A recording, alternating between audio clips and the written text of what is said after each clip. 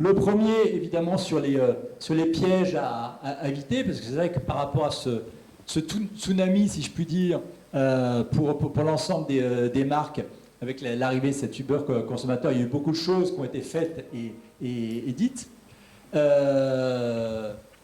Avoir une totale compréhension du consommateur en termes d'attente. Et quand je dis total, c'est pas rester sur des sujets superficiels. Vraiment comprendre les vraies aspérités de votre consommateur, y compris sur des aspects socioculturels, puisque typiquement, quand on va parler par exemple de brand content, vous n'allez pas pouvoir engager la discussion avec votre client si vous ne parlez que votre produit, quelle que soit la qualité ou l'intérêt de votre produit. Attention, ça c'est un de mes messages forts, attention quand on parle de digital, au discours trop techno. Le digital, c'est pas l'annexe de l'informatique, quoi. Donc le vrai sujet, c'est comment vous utilisez les technologies digitales pour en fait renforcer, ça a été dit précédemment, renforcer la relation humaine. Trois autres points, et puis après je vais passer à la slide suivante, la notion d'authenticité. Il y a encore aujourd'hui trop de marques qui essayent de duper, plus ou moins consciemment, le client. Aujourd'hui, entre la puissance de Google, la puissance des réseaux sociaux, et donc puissance de recherche et quantité de données et puissance de la viralité, c'est impossible de mentir.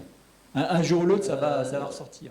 Par rapport à ça, pour ne pas tomber dans un discours non plus trop anxiogène, tout ça est quand même assez positif, parce qu'en fait, ça ouvre un certain nombre d'opportunités. Opportunités d'intensifier évidemment la relation avec vos consommateurs, opportunité d'aller chercher des nouveaux types de consommateurs qui auraient été soit impossibles, soit plus compliqués, soit beaucoup plus chers d'aller chercher auparavant. Encore une fois, cette notion d'engagement, dans les deux sens du terme, d'engagement avec vos consommateurs, où là, typiquement, il est très important d'être aligné et d'embarquer avec ça vos propres employés. Et puis allant, et on le voit de plus en plus, dans ces sujets de co-création.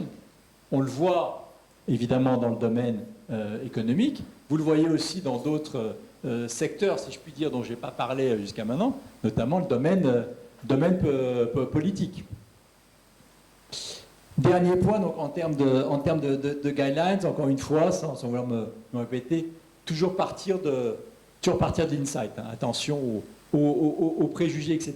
Dans un monde de plus en plus mouvant, on est passé du monde quand même des sachants au monde du test and learn.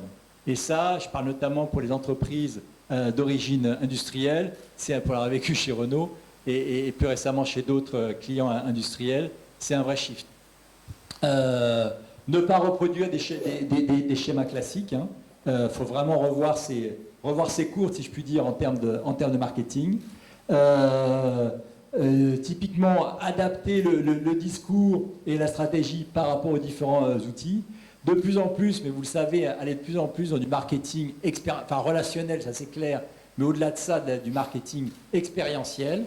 Et puis, attention, ça a été dit aussi précédemment, le marketing de plus en plus est un marketing à la fois technologique et un marketing business. In fine, on est quand même là pour faire du business. Donc tout ça est fait pour développer le chiffre d'affaires, le cross-sell, l'upsell, mais aussi potentiellement pouvoir réduire les coûts de production. Voilà.